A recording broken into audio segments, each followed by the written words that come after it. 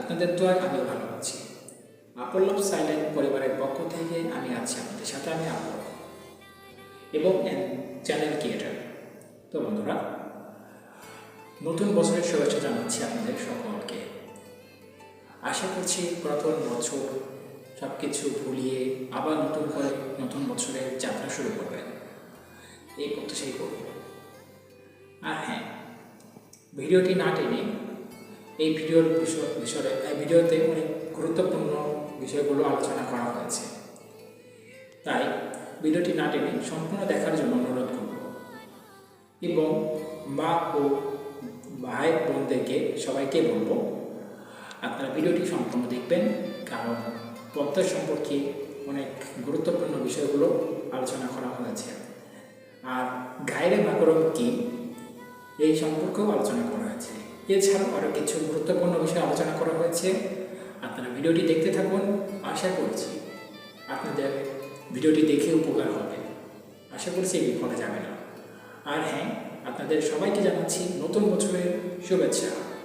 So বন্ধুরা, চলুন ভিডিওটি শুরু করা যাক। Please subscribe to Upon Love Silent YouTube channel, press the bell icon and share this video with friends and family. Thank you. এই যে হ্যালো আপু, শুনছেন? আরে কি হলো, আপনার কি সমস্যা কোথায় বলেন তো দেখি। আপনার সাথে কথা বলতে যাচ্ছি, আপনার ভাব বেড়ে গেছে নাকি? আমি অপ্রয়োজনে গায়ের মাহারাম পুরুষের সাথে কথা বলি না। এটা আপনার এবং আমার দুজনের জন্যই ক্ষতি। আপনি গায়ের মাহারাম বোঝেন না? তাই নাকি আপু? আপনার ভিতরে দেখছি ইসলাম সম্পর্কে জ্ঞান ধারণা প্রচুর আছে। তাহলে পর্দা কি করলে কি হবে না হবে একটু বিস্তারিত বলবেন? জি, তাহলে শুনুন, মাহরাম কি, মাহরাম কারা, গায়ের মাহরাম কি ও কারা। মাহরাম কি? যে সকল পুরুষের সামনে নারীর দেখা দেওয়া, কথা বলা জায়েজ এবং যাদের সাথে বিবাহ বন্ধন সম্পন্ন হারাম, তাদেরকে শরীয়তের পরিভাষায় মাহরাম বলে। মাহরাম কারা? সূরা আন-নূরের ৩১ নং আয়াতে আল্লাহ তাআলা নারীর মাহরাম নির্ধারিত করে দিয়েছেন। পূর্ণ আয়াতটি হলো, আল মুমিন নারীদেরকে বলে দিন তারা যেন তাদের দৃষ্টিকে সংযত রাখে এবং তাদের লজ্জা স্থানের হেফাজত করে, আর যা সাধারণত প্রকাশ পায় তাছাড়া তাদের সৌন্দর্য তারা প্রকাশ না করে। তারা যেন তাদের ওড়না দিয়ে বক্ষদেশকে আবৃত করে রাখে, আর তারা যেন তাদের স্বামী, পিতা, শ্বশুর, নিজ ছেলেদের স্বামীর ছেলে, ভাই, ভাইয়ের ছেলে, বোনের ছেলে, আপন নারীগণ তাদের ডান হাত যার মালিক হয়েছে, অধীনস্থ যৌন কামনা মুক্ত পুরুষ অথবা নারীদের গোপন অঙ্গ সম্পর্কে অজ্ঞ বালক ছাড়া কারো কাছে নিজেদের সৌন্দর্য প্রকাশ না করে। আর তারা যেন নিজেদের গোপন সৌন্দর্য প্রকাশ করার জন্য সজোরে পদচারণ না করে। হে মুমিনগণ, তোমরা সকলে আল্লাহর নিকট তওবা করো যাতে তোমরা সফলকাম হতে পারো। সূরা আন-নূর ৩১। গায়েরে মাহরাম কি? যে সকল পুরুষের সামনে যাওয়া নারীর জন্য শরীয়তে জায়েজ নয় এবং যাদের সাথে বিবাহ বন্ধন বৈধ, তাদেরকে গায়েরে মাহরাম বলে। বস্তুত গায়েরে মাহরামের সামনে একান্ত অপারক হয়ে যদি যাওয়াই লাগে, তবে নারী পূর্ণ পর্দা করে সামনে যাবে। গায়েরে মাহরাম কারা? মাহরামবাদের সমস্ত বিশ্বে, মহাবিশ্বে যত পুরুষ আছে সব গায়েরে মাহরাম। নিজ পরিবারের চাচাতো, খালাতো, মামাতো, ফুফাতো সব ভাই, নিজ দুলা ভাই, দেবর, ভাসুর, আপন দাদা ও নানা শ্বশুর বাদে সমস্ত চাচা, মামা, খালু, ফুফা, শ্বশুর, নিজ খালু, ফুফা, এরা সবাই গায়েরে মাহরাম। তাদের সামনে নিজেকে প্রদর্শন করা, আল্লাহর হুকুমের অবাধ্যতা করা। মাহরাম ছাড়া সকল পুরুষের সামনে পর্দা করতে হবে। এক নজরে মাহরাম পুরুষ: ১. স্বামী দেখা দেওয়া, সৌন্দর্য প্রদর্শনের প্রেক্ষিতে মাহরাম। ২. পিতা, দাদা, নানা ও তাদের উদ্ধতন পুরুষগণ। ৩. শ্বশুর, আপন দাদা ও নানা, শ্বশুর এবং তাদের উদ্ধতন পুরুষগণ। ৪. আপন ছেলে, ছেলের ছেলে, মেয়ের ছেলে ও তাদের ঔষধজাত পুত্র সন্তান এবং আপন মেয়ের স্বামী। ৫. স্বামীর জন্য স্ত্রীর গর্ভজাত পুত্র। ৬. আপন ভাই, সৎ ভাই। ৭. ভাতিজা অর্থাৎ আপন ভাইয়ের ছেলে এবং সৎ ভাইয়ের ছেলে। ৮.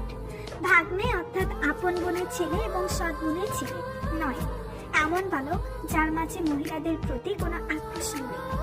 10 দুধ সম্পর্কীয় পিতা, দাদা, নানা, চাচা, মামা এবং তাদের ঊর্ধ্বতন পুরুষগণ। 11 দুধ ভাই, দুধ ভাইয়ের ছেলে, দুধ বোনের ছেলে এবং তাদের ঔষধজাত যে কোনো পুত্র সন্তান। 12 দুধ সম্পর্কীয় ছেলে, তার ছেলে, দুধ সম্পর্কীয় ছেলের ছেলে, মেয়ের ছেলে এবং তাদের ঔষধজাত যে কোনো পুত্র সন্তান এবং দুধ সম্পর্কীয় মেয়ের স্বামী। বুখারী শরীফ হাদিস নং 5099, মুসলিম শরীফ হাদিস নং 1144। 13 আপন চাচা, সৎ চাচা। 14 আপন মামা, সৎ মামা। উপরোক্ত পুরুষ যাদের সাথে দেখা করতে বা দেখা দিতে পারবে তারা ছাড়া অন্য সমস্ত পুরুষকে দেখা দেওয়া সম্পূর্ণ নাজায়েজ এবং হারাম, আর উপরোক্ত পুরুষের সাথে বিয়ে সম্পূর্ণ হারাম। এই জন্য পুরুষের ও পর্দা করতে বলা হয়েছে। তাই নাকি? কি বলেন? আগে তো জানতাম না। একটু বিস্তারিত খুলে বলেন তো দেখি। আসলে তা না, পুরুষদের পর্দা বলতে তাদের দৃষ্টি সংযত রাখার কথা বলা হয়েছে। কোনো নারীর উপরে আপনার দৃষ্টি পড়লে তার প্রতি বারবার দৃষ্টিপাত করতে পারবেন না, বরং নজর অতি সত্বর ফিরিয়ে নিন, কারণ আপনার জন্য প্রথমবার ক্ষমা, দ্বিতীয়বার না। পুরুষরা যদি তাদের দৃষ্টি সংযত রাখতো তাহলে এইভাবে আর পর্দাশীল নারী এবং শিশুদের নির্যাতিত হতে হতো না। ওই যে আপনি বললেন না, তার জন্য পর্দা না করলে যে জাহান্নামে যেতে হবে, পর্দা না করার শাস্তি সম্পর্কিত হাদিস। 1 নাম্বার, রাসূল সাল্লাল্লাহু আলাইহি ওয়াসাল্লাম বলেছেন, 2 শ্রেণীর মানুষ জাহান্নামী হবে, যারা গরুর লেজ সদৃশ বেত দ্বারা মানুষকে প্রহার করে এবং যেসব নারী এত পাতলা পোশাক পরিধান করে যে তার ভেতর দিয়ে শরীরের অংশ দেখা যায় এবং উটের কুঁজের মতো কেশ বিন্যাস করবে, এই নারী জান্নাতে শুকরানো পাবে না, যা বহুদূর থেকে পাওয়া যায়। রাসূলুল্লাহ সাল্লাল্লাহু আলাইহি ওয়াসাল্লাম বলেছেন, 3 শ্রেণীর মানুষের উপরে জান্নাত হারাম, অর্থাৎ এই 3 শ্রেণীর মানুষ কখনোই জান্নাতে প্রবেশ করতে পারবে না। প্রথম শ্রেণী হলো যারা কোনো প্রকার নেশাদার দ্রব্য পান বা গ্রহণ করে। দ্বিতীয় শ্রেণী হলো যে বা যারা পিতা মাতার অবাধ্য, এই শ্রেণীভুক্ত মানুষেরাও জান্নাতে যাবে না। তৃতীয় শ্রেণী হলো দাউস, এই দাউস ব্যক্তি যা তার পরিবারে পর্দা প্রথা চালু রাখেনি, পরিবারের সদস্যদের মাঝে বেপর্দা ছিল, বেহায়াপনা ছিল, কিন্তু সে বাধা প্রদান করেনি। পরিবারের কর্তা হিসেবে বেপর্দা বেহায়াপনা বন্ধ না করার জন্য এই শাস্তি পাবে সে। আর সুগন্ধি আকর্ষণের এমন একটি মাধ্যম যা দৃষ্টি অবনত ব্যক্তিকেও আকৃষ্ট করে, সুতরাং এ বিষয়ে সতর্ক থাকা দরকার, তা নিজেরাই ভেবে দেখি। হাদিস শরীফে এসেছে, প্রত্যেক চোখ জিনা করে, আর কোনো নারী যদি সুগন্ধি ব্যবহার করে কোনো মজলিসের পাশ দিয়ে যায় তাহলে সেও নজরে জিনা বা সরাসরি জিনার প্রতি প্রলুব্ধকারী হিসেবে গণ্য হবে। 4 রাসূলুল্লাহ সাল্লাল্লাহু আলাইহি ওয়াসাল্লাম বলেছেন, কোনো পুরুষ কোনো নারীর সাথে নির্জনে মিলিত হলে নিঃসন্দেহ তাদের তৃতীয়জন হয় শয়তান। 5 সাল্লাল্লাহু আলাইহি ওয়াসাল্লাম ইরশাদ করেন, খবরদার তোমার বেগানা স্ত্রীলোকের ঘরে প্রবেশ করো না। জয়নক সাহাবী জিজ্ঞাসা করেন, ইয়া রাসূলুল্লাহ সাল্লাল্লাহু আলাইহি ওয়াসাল্লাম, স্বামীর ভাইদের, ভাসুর, দেবর, বিয়াই ইত্যাদি সম্পর্কে কি নির্দেশ? রাসূল সাল্লাল্লাহু আলাইহি ওয়াসাল্লাম ইরশাদ করেন, তারা তো স্ত্রীর জন্য মৃত্যু তুল্য, অর্থাৎ মহা বিপদ তুল্য। 6 উম্মুল মুমিনদের উম্মে সালামা বর্ণনা করেন, আমি এবং মাইমুনা রাদিয়াল্লাহু তাআলা আনহা রাসূল সাল্লাল্লাহু আলাইহি ওয়াসাল্লামের কাছে উপস্থিত ছিলাম। এমন সময় অন্ধ সাহাবী ইবনে ইনতে মাকতুম রাদিয়াল্লাহু তাআলা আনহু সেখানে আসতে লাগলেন। তখন রাসূলুল্লাহ সাল্লাল্লাহু আলাইহি ওয়াসাল্লাম বলেন, তোমরা তার থেকে পর্দা করো, আড়ালে চলে যাও। আমি বললাম, ইয়া রাসূল, তিনি তো অন্ধ, তিনি তো আমাদের দেখতে পাচ্ছেন না। তখন রাসূলুল্লাহ সাল্লাল্লাহু আলাইহি ওয়াসাল্লাম বলেন, তোমরাও কি অন্ধ? তোমরা কি তাকে দেখতে পাচ্ছ না? 7 রাসূলুল্লাহ সাল্লাল্লাহু আলাইহি ওয়াসাল্লাম বলেন, নারীগণ গোপনীয় সত্তা, যখন সে ঘর থেকে বের হয় তখন শয়তান তার দিকে দৃষ্টি উঁচু করে তাকাতে থাকে।